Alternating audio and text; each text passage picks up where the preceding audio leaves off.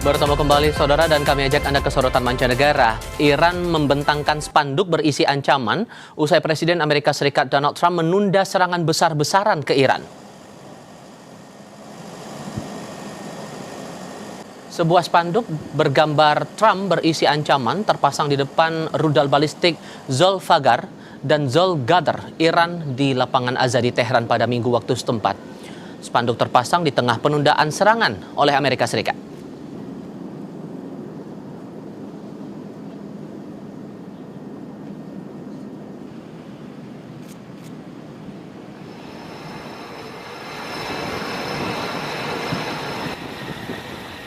Saat Amerika Serikat melanjutkan blokade maritim ke Iran, Komando Pusat Amerika Serikat merilis rekaman jet F-35C Korps Marinir melaju kencang di dek penerbangan sebelum melesat di atas Laut Arab.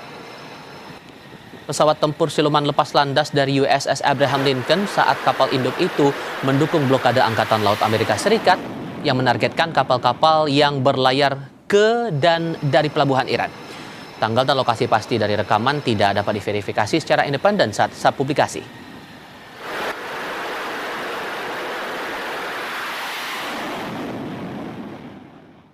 Di sisi lain, Iran membantah sedang bernegosiasi dengan Amerika Serikat seperti klaim Presiden Donald Trump.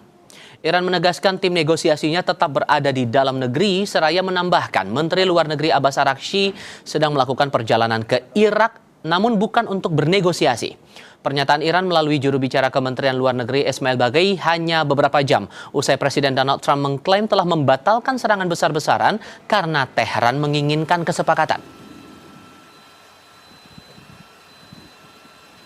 ما الان مذاکره‌ای با آمریکا نداریم. مذاکرات با عمان هست، متمرکز بر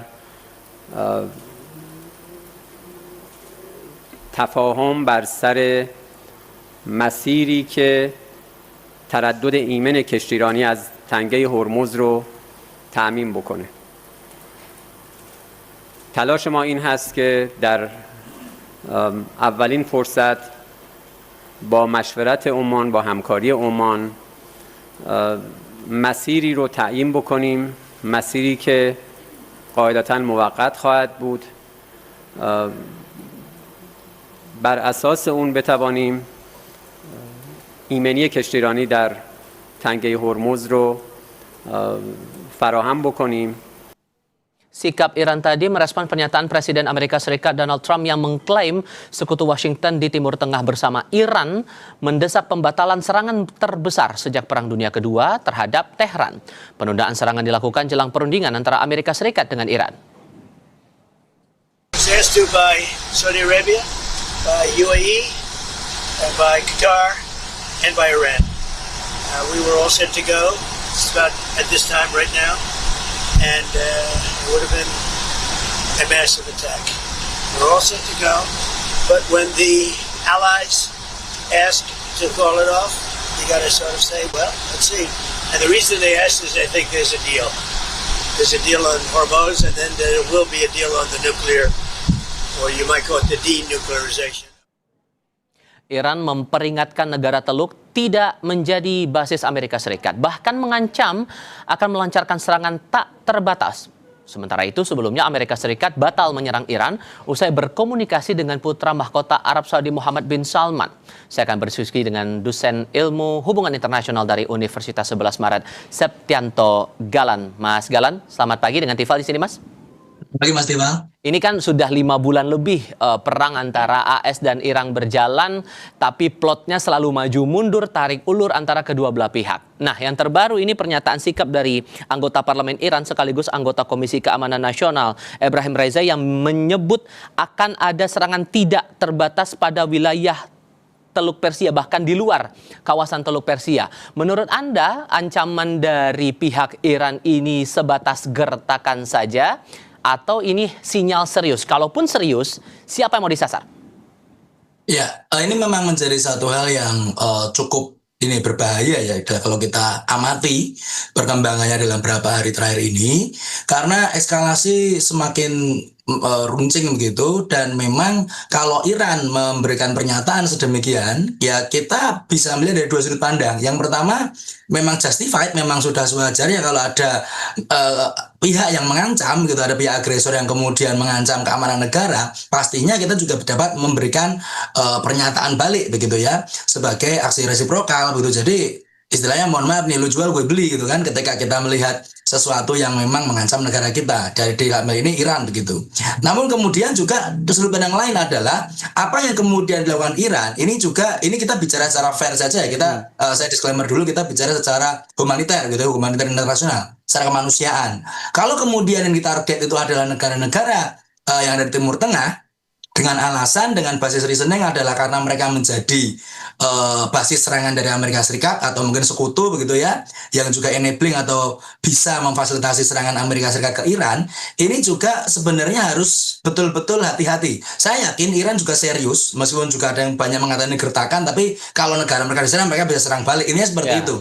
Cuma kalau memang divergent attack kemudian atau divergent respon yang kemudian dilakukan itu justru ke negara-negara Teluk dan negara-negara Timur Tengah pada umumnya, ini juga agak berbahaya dari segi hukum humaniter, karena seharusnya disadari bahwa harus ada pemisahan antara kepentingan sipil dan militer di sini. Ketika ada asas distingsi yang harus diterapkan dalam situasi konflik atau perang, maka negara yang berperang atau belligerent itu tidak boleh kemudian menyerang pusat-pusat atau istilahnya fasilitas yang kemudian mencakup hajat hidup orang banyak, hajat hidup sipil. Kalau yang diserang militer, ya serangan balik ke aset militer juga. Tapi pernyataan Iran cukup keras karena yang diserang justru ada fasilitas minyak, gas, kemudian desalinasi air laut begitu, pembangkit listrik untuk regional Timur Tengah dan lain sebagainya. Nah, dalam hal ini saya kira kalau betul ini kemudian menjadi sesuatu yang dilakukan oleh Iran, ini bisa sangat riskan dan bahkan mungkin bisa memperluas potensi eskalasi perang yang ada di Timur Tengah sana. Dan konteksnya apakah ini sebatas untuk menyerang aspek sosial ekonomi saja, atau ada maksud lain kalau kemudian peringatan itu, ancaman itu benar-benar dilancarkan Iran? Kalau menyerang aspek sosial ekonomi sebenarnya tidak usah dengan menyerang pun kita sudah kena dampaknya ya. Minyak dan gas juga terdampak. Tapi efek apa sebetulnya mau disasar Iran sampai akhirnya keluar pernyataan itu menurut Anda? Ya, yang mau disasar Iran adalah mungkin ke ini, sikap dan juga keberpihakan dari negara-negara Timur Tengah yang sampai saat ini belum ada ketegasan 100% untuk bisa menghentikan atau mungkin memberikan itikat serius untuk menyetop Amerika Serikat dan sekutunya. Mungkin dalam hal ini juga Israel begitu ya, yang terus-menerus juga sekarang sedang menyerang Gaza. Jadi jangan sampai kita teralihkan perhatian juga. Saya kira Iran ingin memberikan satu stressing point bahwa bagi negara-negara regional Teluk atau negara-negara regional Timur Tengah pada umumnya, sudah saatnya mereka memberikan sikap.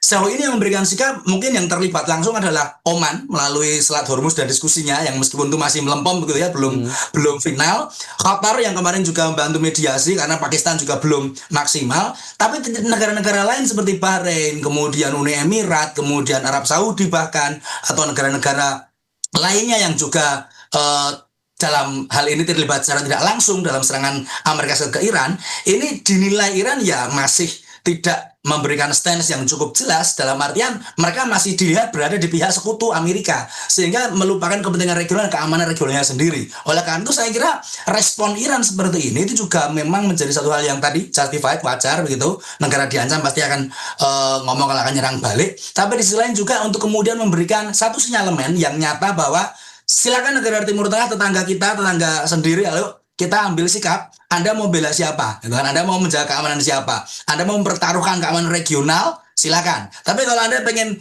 ini perang selesai, ingin perang damai, ya silakan desak Amerika untuk kemudian menghentikan perang dan sebagainya. Karena ya betul sangat tidak jelas. Trump pernyataannya A, kemudian dari Iran pernyataannya B, dan nggak ketemu di tengah gitu. Ini sesuatu yang memang perlu ada sikap tegas dari negara-negara Teluk terutama atau negara Timur Tengah pada umumnya, atau bahkan juga perlu adanya mediator yang lebih strong begitu dalam menjembatani pembicaraan damai antara dua belah pihak. Oke, sebelum kita mengarah siapa mediatornya itu, cuman yang menarik juga dicermati selain masalah psikologisnya, upaya menyerang lewat sistem pertahanan masing-masing juga masih tetap dilancarkan dari dua belah pihak, terutama Iran. Selama ini Iran juga kita lihat diserang terus tapi tetap membalas dengan sistem pertahanan masih tetap kuat. Ini melihat kekuatannya akan sampai batas mana, kayaknya kita akan sanksi bahwa ini akan sampai batas tertentu dalam artian Iran punya kekuatan yang melebihi Amerika Serikat, atau Anda melihat punya cermatan lain di sini?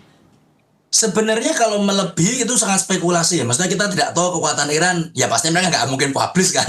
Kok kemudian itu rahasia negara. Tapi yang menarik adalah bagaimana kemudian Iran bisa sustain. Bisa kemudian manage keberlanjutan pembelaan atau pertahanan negara mereka dalam konflik ini dengan berbagai macam cara yang mungkin ada sebagian yang makeshift dalam artian mungkin alutsistanya bukan yang paling mutakhir seperti mungkin mobil jeep atau pick up dipersenjatai di sepanjang pesisir begitu, itu juga ada. Tapi drone, rudal, Khorramshahr dan lain-lain juga masih sedia banyak, dan saya kira ini sudah wajar ya, mereka sudah dibully Amerika Serikat 47 tahun begitu, terdolimi begitu, sehingga apa yang kemudian dilakukan Iran, apa yang kemudian dimiliki oleh aset Iran ini mencerminkan suatu hal yang memang sebagai buah dari persiapan pertahanan diri yang nyata begitu. Bukan mungkin Amerika juga seperti yang sudah pernah dibahas di berbagai diskusi sebelum ini, Amerika cukup kaget begitu kan, dan saya kira menjadi satu hal yang patut patut digarisbawahi bahwa dalam konteks pertahanan negara, dalam konteks mempertahankan wilayah dan juga kemudian membalas ancaman daripada agresor begitu, Iran dalam hal ini terbukti sudah sangat luar biasa dalam konteks itu. Oke. Kita coba lihat di lain pihak. Ini Amerika Serikat. Yang juga menarik dicermati adalah pernyataan AS yang menyebut ada upaya, ada keinginan dari Iran dan negara-negara Arab untuk coba kita bahas perundingan lah, untuk bahas kesepakatan. Bahkan sikap AS yang batal menyerang Iran karena kabarnya nih setelah berkomunikasi dengan putra mahkota Arab Saudi Muhammad bin Salman. Ini muncul pertanyaan barunya gini sih Mas, karena dalam 5 bulan ini tarik ulur terus, efek psikologis ya dalam tanda kutip, yang butuh damai, yang butuh kesepakatan sebetulnya siapa sih kalau begitu? Ya, kalau yang butuh damai bisa kita lihat sebenarnya ya Amerika sendiri juga sudah capek ya, kalau kita melihat mereka nggak punya exit strategis, mereka juga dari awal motivasi menyerangnya juga berganti-ganti begitu. Sekarang dari Selat Hormuz begitu kan, sebelumnya dulu ada yang nuklir, sebelumnya ada yang ingin membebaskan rakyat Iran. Nah, konteks Trump menelpon Pangeran Muhammad bin Salman, Pangeran MBS dalam hal ini dari Saudi begitu ya. Ini menunjukkan satu pola yang menarik, menunjukkan satu fakta baru yang saya kira cukup harus dicatat begitu ya, bahwa ujung-ujungnya Trump juga harus mendengarkan suara dari negara-negara Timur Tengah sendiri. Karena selama ini kan Trump hanya mendengar suara Netanyahu begitu ya, suara Israel begitu, bagaimana kepentingan Amerika paling dijembatani oleh Israel di sana. Nah, dalam hal ini ketika ada pemain kawasan utama lain, dan pastinya Saudi Arabia juga punya akses ke Amerika, cuman mungkin dalam konteks penyerangan Iran tidak banyak konsultasi yang dilakukan, karena apa yang dilakukan Amerika sebenarnya terlalu gegabah begitu ya untuk melihat hasilnya sampai sekarang dari Februari sampai Agustus itu masih aja itu kan. Berarti kan membuktikan ada satu miskalkulasi yang cukup besar. Sehingga mungkin sudah saatnya Trump juga mendengarkan suara-suara yang lebih lokal begitu, suara-suara yang lebih memang mewakili kepentingan dan juga merepresentasikan apa yang sebenarnya diinginkan oleh negara-negara di Timur Tengah, termasuk ada potensi lobby-lobby nggak sih kira-kira Mas? Lobby dulu sudah pernah dilakukan. Mereka sudah tercatat pernah ada telepon perundingan dengan 7 pemimpin atau 7 perwakilan negara Timur Tengah sendiri, bahkan dari Uni Emirat, Qatar, Bahrain, kemudian Saudi sendiri, kemudian bahkan ada Turki juga di sana, Mesir juga. Tapi belum masuk ke Trump waktu itu. Trump hanya cuman yes, okay, we will do that. Tapi dia nggak ada ininya. Nah, sekarang mungkin dia baru dengerin ini kan. Sekarang mungkin Trump semakin melihat bahwa ada satu ancaman yang nyata ketika dia memilih untuk memperpanjang atau prolong the war gitu ya. Nanti sebentar lagi November pemilu setelah, kita sudah sering juga bicara itu bagaimana di Amerika sendiri konstituen Trump mulai makin tidak percaya dengan apa yang dia lakukan. Kemudian harga minyak juga naik turun. Kalau kemudian Amerika bilang kita nggak ikut harga minyak Brent gitu, kita punya WTI, West Texas Intermediate sendiri, itu juga naik sama aja. Jadi sesuatu yang besar juga sedang terjadi di Amerika Serikat sendiri, di mana mereka mulai memiliki less and less trust itu ya. Mereka mulai memiliki kekurangan kepercayaan kepada pemerintahan Trump sendiri, mau dibawa kemana gitu ya, kalau boleh pinjam lagunya Armada itu, mau dibawa kemana atau ini Amerika Serikat ini gitu kan. Nah itu mungkin yang menjadi alasan Trump dia kalau klaimnya begitu ya, dia mendengarkan masukan atau saran dari Muhammad bin Salman selaku Pangeran Saudi konteksnya dalam serangan besar ke Iran ini itu justru bisa jadi memperparah karena ya betul Iran punya Iran punya bargaining position bukan bargaining position. Iran punya position yang lebih tinggi dalam hal ini. Kalau mereka diserang, mereka akan membela diri. Dan bagaimana mereka membela diri? Ya saya bisa nyerang sekutumu, saya bisa nyerang teman-temanmu, saya bisa nyerang kroni-kronimu. Rasain gitu kan. Ini menjadi satu yang saya kira cukup mengancam juga. Dan itu polanya sudah terlihat juga dalam 5 bulan lebih perjalanan perang antara dua belah pihak ini. Tapi satu hal lagi, kalau melihat sikap AS yang batal menyerang Iran ini, sejauh mana Anda membaca sekutu AS di kawasan Asia juga memberikan reaksi, memberikan respon, Mas? Untuk sekutu AS di kawasan Asia ya mungkin dari Timur Tengah dan yang lebih luas ya, maksudnya Asia, Greater Asia itu ya, termasuk mungkin konteksnya India atau negara-negara lain. Was-wasnya adalah kemudian memang negara-negara yang masih memiliki istilahnya ketergantungan besar terkait sumber daya dari Iran.